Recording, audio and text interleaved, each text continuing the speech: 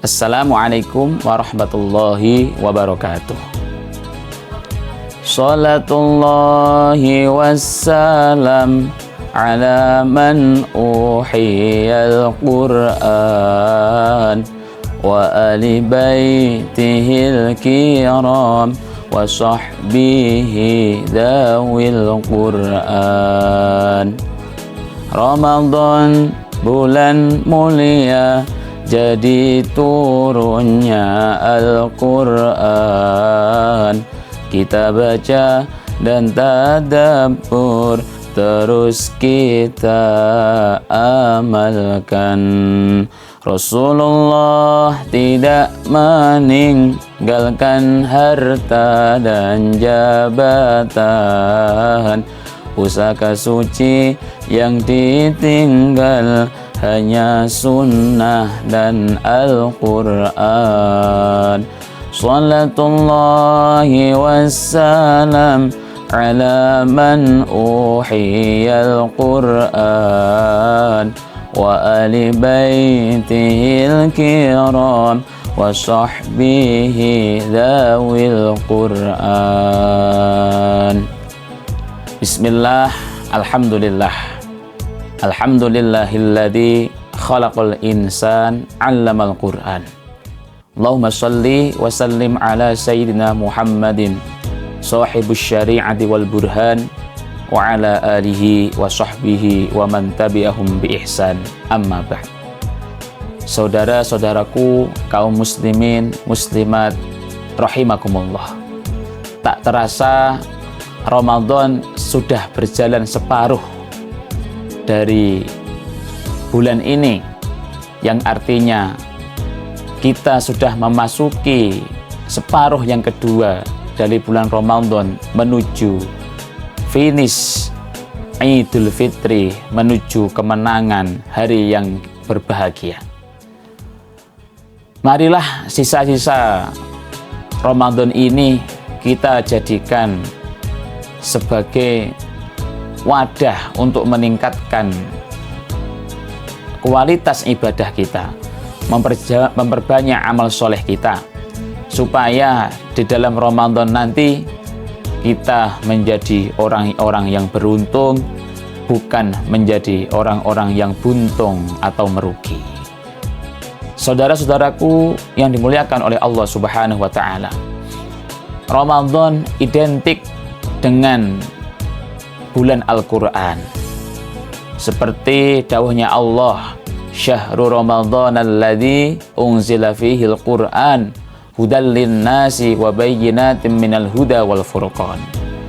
Bulan Ramadan adalah bulan di mana diturunkannya kitab suci Al-Quran yang menjadi petunjuk bagi setiap manusia, juga menjadi penjelas kepada kita semua.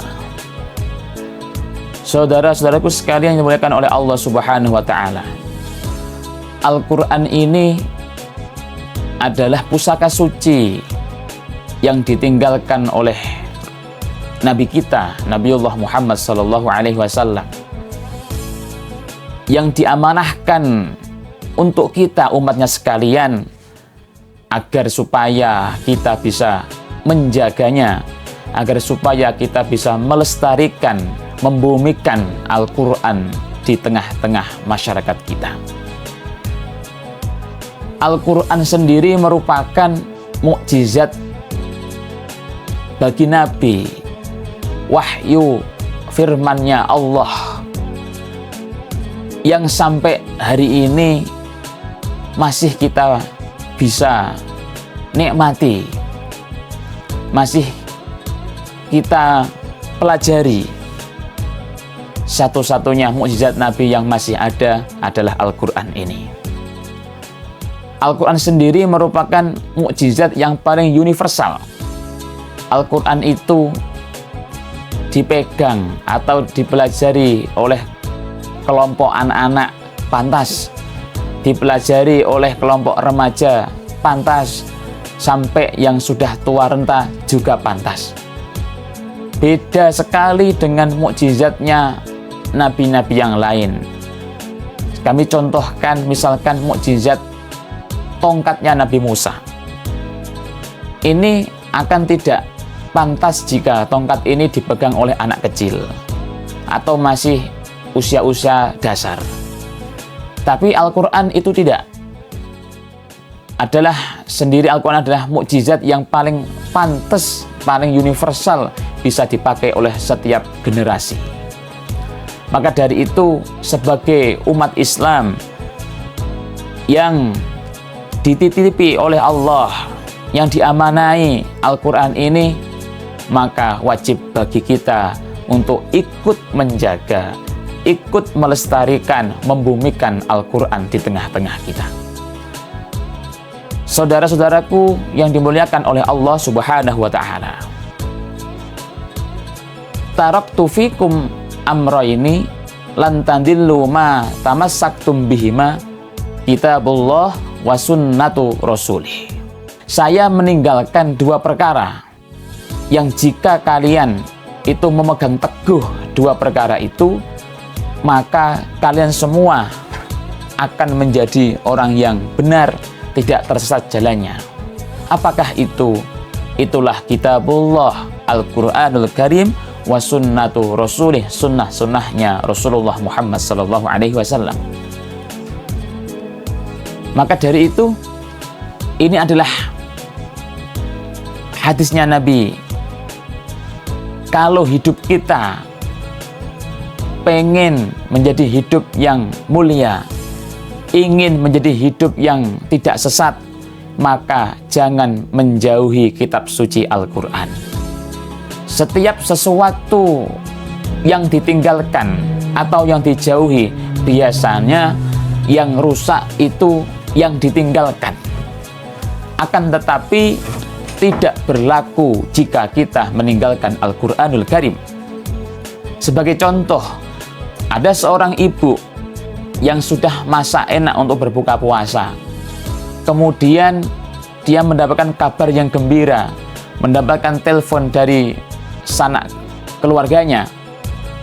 Sebagai contoh, misalkan dikabarkan dia mendapatkan hadiah yang besar, tapi saat itu juga dia harus berangkat ke Jakarta untuk mengambil hadiah itu.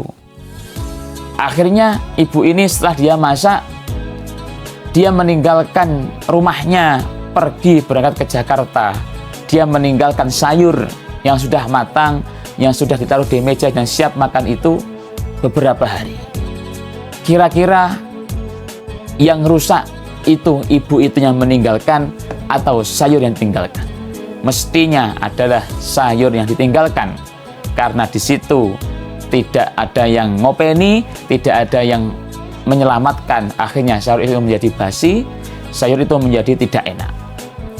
Tapi barang siapa orang 1 tahun, 2 tahun, 3 tahun tidak pernah memegang Al-Quran, jauh dari tuntunan Al-Quran, yang rusak bukan Al-Qurannya yang ditinggalkan, yang rusak bukan Al-Qurannya yang dijauhi, tapi yang rusak adalah orang yang menjauhi Al-Quran. Na'udzubillah min dzalik. Maka dari itu, jika kita tidak mau hidup kita sengsara, maka berpegang teguhlah Al-Quran dengan Al-Quranul Karim. Bagaimana contoh kita berpegang teguh dengan Al-Quran?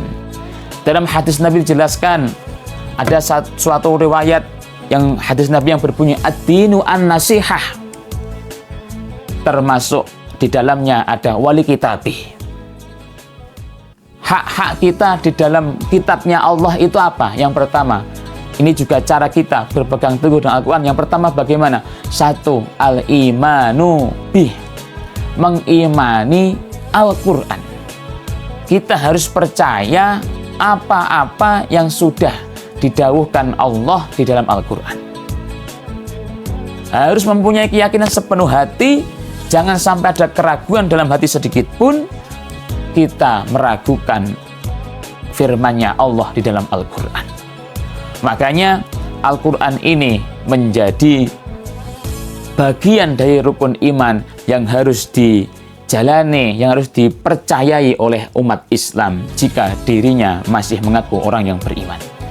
Kemudian yang kedua, perintah kita kepada Al-Quran atau hak kita kepada Al-Quran adalah watilawatihi haqqa tilawatihi, membacanya dengan benar, membacanya dengan sebaik-baiknya, sesuai dengan hak-hak huruf yang ada dalam Al-Quran. Kita tahu Al-Quran itu adalah bahasanya bilisan Arabi, bahasanya Arab, bukan bahasa kita, bahasa Indonesia atau bahasa Jawa, tidak. Tapi Quran adalah bahasanya bahasa Arab. Maka dari itu ada perbedaan-perbedaan antara dialek kita dengan dialek Arab, antara abjad kita dengan abjad Arab, dan kita harus membacanya sesuai dengan bilisan Arabi, dengan sesuai dengan lesannya orang Arab. Maka dari itu yang diperlukan hari ini dalam kita membaca Al-Quran adalah ilmu itu sendiri. Ilmu tentang membaca Al-Quran, atau bisa disebut dengan tajwid atau gharib dan mushkilat dan sebagainya. Ilmu-ilmu itu wajib kita ketahui supaya ketika dalam membaca Al-Quran kita tidak salah, kita tidak sempurna, sehingga kita dengan mempelajari ilmu itu bacaan kita menjadi bacaan yang sempurna, bukan bacaan yang amburadul atau jauh dari kaidahnya ilmu-ilmu tajwid.